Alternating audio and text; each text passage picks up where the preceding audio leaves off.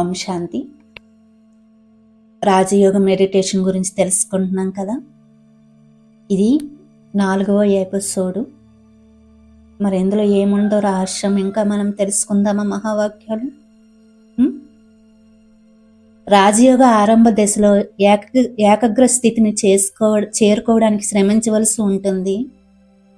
కానీ ఒక దశకు చేరుకున్న తర్వాత అతి సహజంగానే భగవంతుని ప్రేమకు నేను ఆకర్షింపబడతాను. అప్పుడు వేగంగా పరిగెత్తే మనసు స్థిరంగా ఏకాగ్రంగా నడుచుకుంటుంది.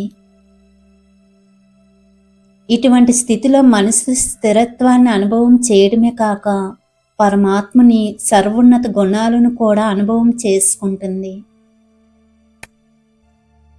కలత చెందిన మనసు నిదానంగా కలత నుండి దూరంగా వచ్చి మనసులో స్థిరత్వాన్ని ఏర్పరచుకున్నప్పుడే పరమాత్మలోని గుణాలను అనుభవం చేసుకోగలుగుతుంది. సాధారణంగా రాజయోగం ద్వారా కలిగే మొదటి అనుభవం శాంతి. శాంతి తర్వాత అనుభవం అయ్యేది భగవంతుని ప్రేమ. భగవంతుని తన ప్రేమను అందించిన క్షణం ఉండదు. కానీ నేను ఎందుకు ఆ ప్రేమను నిరంతరం అనుభవం చేసుకోలేకపోతున్నాను? నా మనసు భౌతికత వైపుకు అలవాటు పడింది కాబట్టి. ఇప్పుడు నేను పొందిన ఆధ్యాత్మికత మరియు మనశ్శాంతి ద్వారా నేను ముందుగా పరమాత్మ ప్రేమను పొందుతాను. నా అవినాశి తండ్రి నుండి ముందు నేను ప్రేమను పొందినప్పుడే ఆ ప్రేమ నాలో సద్భావాలను ఉత్పన్నం చేస్తుంది. ప్రేమను అనుభవం చేసుకున్న తర్వాత ఆత్మశుద్ధి అనుభవం అవుతుంది.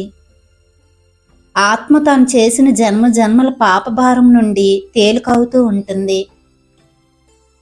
ప్రేమ జ్వాలలో అనగా యోగగ్నిలో ఆత్మ శుద్ధం అవుతూ ఉంటుంది.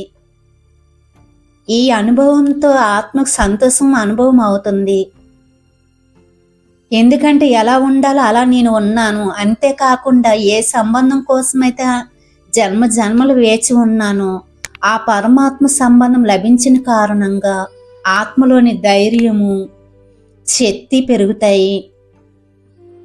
నా తండ్రి పరమాత్మ అయిన శివ బాబా కళ్యాణకారి. నేను ఆ పరమాత్మ నుండి శక్తిని పొందుతున్నాను. ఆత్మ అనే బ్యాటరీ ఛార్జీ అవుతుంది. బాబాతో నాకున్న సంబంధం బలపడుతున్న కారణంగా బాబా ప్రభావం నాపై పడుతుంది. నాలో పరివర్తన మొదలవుతుంది.